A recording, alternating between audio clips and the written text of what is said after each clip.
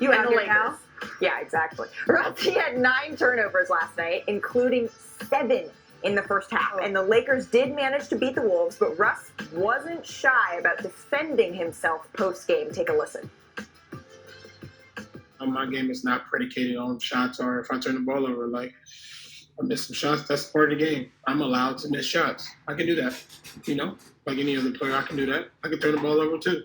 I can do that. That's all a part of the game. But when you watch the basketball game and figure out what impact, making the right plays, boxing out, rebounding, whatever that may be, making the right play, making the right reads, that's all about being a basketball player.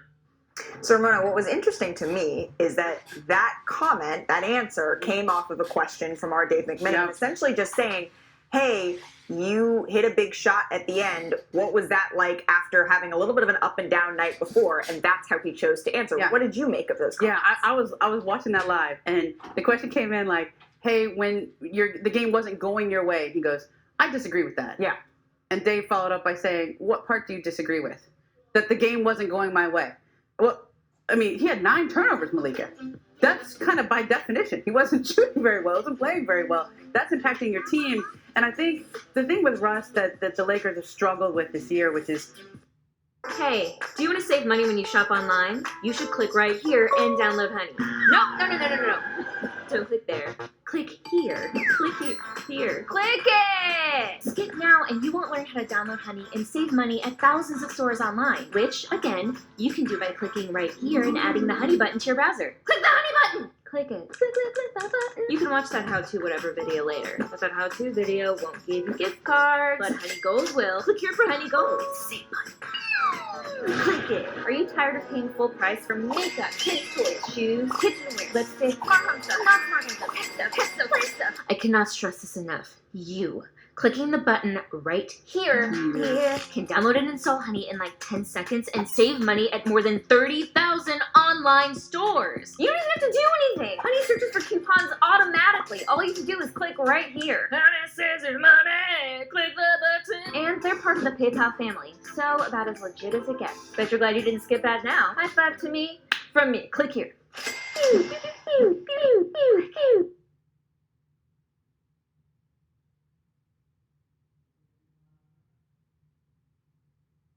Threadbeast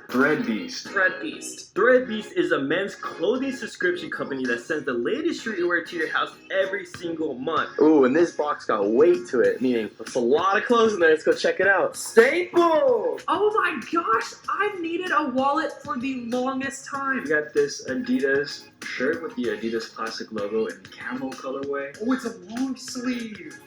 Yo, this goes hard. Damn, this box is full of goodies. Ooh, we got some Zane Robe red shorts. If you know Zane Robe, you know it's a pretty expensive brand. I'm basically paying half of what I would actually be paying for these clothes at the mall, too. This is super soft. Super duper soft. Let's change into these. Ooh, damn, I'm looking fresh. A heavy-duty jacket. This is a nice jacket. Yo, in this box, they also sent me another pair of headphones. That's crazy. I didn't know Threadbeast collabed with G-Star Raw. Like, ooh, we got the designer pockets. The fit on these jeans is perfect. Threadbeast, thank you so much for sending me this box. Threadbeast, thank you guys so much for this clothing.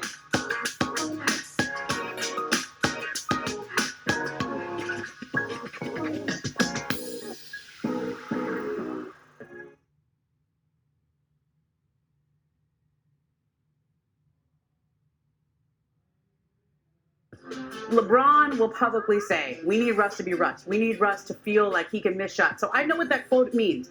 They're telling him, keep shooting, keep being you, keep being aggressive. If anything, be more aggressive. Don't try to rein it in so that you don't make mistakes. Let it go. However, in the film sessions, when they talk to him about the way he's playing, those turnovers are highlighted. All those little mistakes, all those things that he can clean up, those are presented, those are highlighted. He understands, like, it's not an on or off switch. It's not a go hard, be aggressive versus be conservative, don't have turnovers. It's you can do both.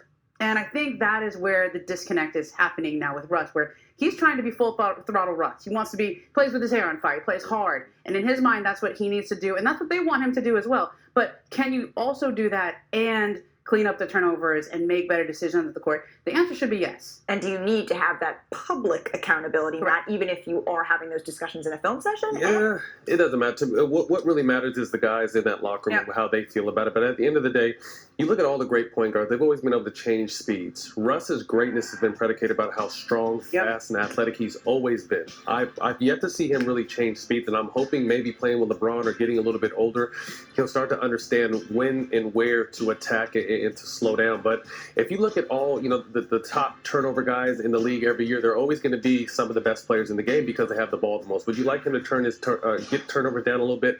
Absolutely. I think he's second in the league to turnovers behind James. So you would want to cut that down a little bit. But I think you have to take the good with the bad with Russ. And normally, coming into situations playing with a great player like LeBron, everyone else has to adjust. But it looks like on this Laker team, these guys are figuring out how to adjust to Russ. And normally you think you got to adjust to LeBron or AD, but they have to figure out how to play with Russ because he is going to be a vital part of this team if they hope to make a run. And I'm still sticking to it. I think we're not going to see the best Laker team until post All-Star, but I hope they can figure out all this kind of when to go, when not to go, how to play off each other in the meantime. Well, and one thing we're seeing right now, you mentioned playing with LeBron. We're seeing LeBron playing at center. And the Lakers, they've thrived with LeBron at center this season with a 113.5 offensive efficiency. So that would rank second in the NBA. And the team is also plus 46 in the 318 minutes with James at the 5, but just plus 3 when LeBron plays at any other position. So Matt, can you take us through what has worked so well with LeBron at the 5 specifically? I've been selfishly waiting for this to happen for a long time. You think about MJ and Kobe, how they slowed the game down and ran the game through the post, whether they're going to score or make plays for their teammates. They took control right there. And every time LeBron's in the post, he's going to be the strongest, most athletic guy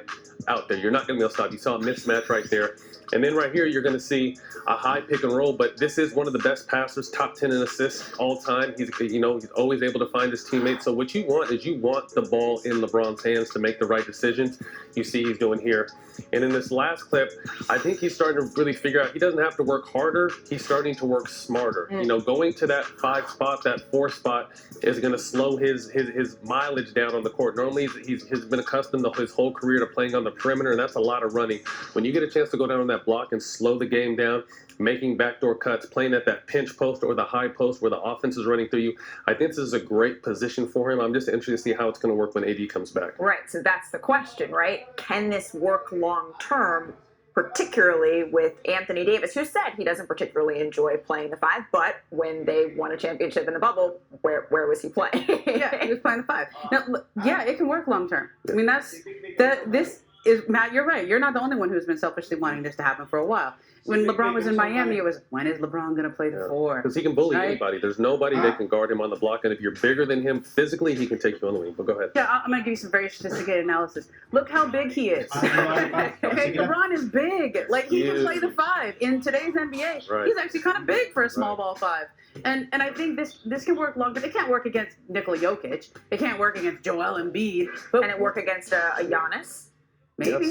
Yes. Maybe. And I think that's where the Lakers are. Now, the Lakers have had some interesting things happen this last couple of weeks. They found Stanley Johnson. And Stanley Johnson is playing his way onto this team. They're going to make room for him. And he's actually squeezing Dwight Howard out of some minutes right now because when you put LeBron at the 5 and then you're working Trevor Ariza back in, some of those are Dwight's minutes. Now, with LeBron at the 5 now, this is so much space. And they tried to get away with this against Minnesota. Naz Reid made them pay for it. But in the 4th quarter, where was LeBron on defense? On Naz Reid, and he shut him down. Right. So the one sort of hole that I was looking at, Matt, last night was exactly. They got 2-1 on the boards. Yeah, they got doubled up, especially on the offensive glass. But it's going to take a concerted effort.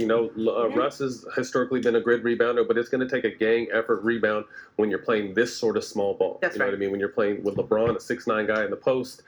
And the one thing about the Lakers are just an older, slower team. So I love the point you made about Stanley Johnson because he brings some athleticism and some youth and some guy that's going to take it. I think he did a great job against James Harden a few games ago when Brooklyn came into town.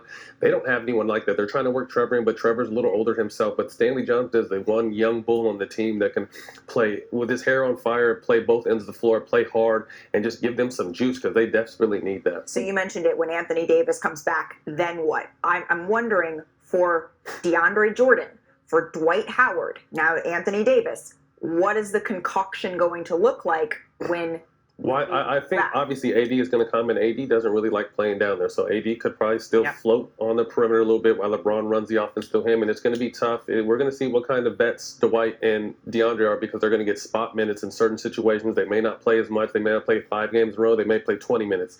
So that's going to come down to their professionalism. They've been in the league for a long time and just understanding the situation because this team is still trying to find the rhythms and rotations that work, and they've yet to find it this year. I think they're sitting at 500. It's all about space, okay? And when you have a non-shooter on the floor, which I hate to call Russ a non-shooter, but that's how the NBA looks at him, okay? You have another non-shooter as a center in Dwight and DeAndre Jordan. So you can't have 2 non-shooters on the floor. Houston got to that point a few years ago when Russ was there, and they went with the no center. They traded Clint Capella. I think we're going to get to the point with the Lakers where they'll make a decision with Dwight Howard and DeAndre Jordan. One of them probably will not be in the team. My bet would be Dwight Howard just because that Dwight would be on the team, that he's ahead of DeAndre right now in terms of just defensive ability, rebounding, giving them what they need from that spot in those matchups against Jokic or Embiid. Or and when you ask LeBron James, he's not publicly chalking up their success to him playing the 5. He's saying consistency. So can they take pieces of the consistency they have right now, add Anthony Davis back into the mix, and see what they got? We got so much more coming up on NBA Today. So what's the series?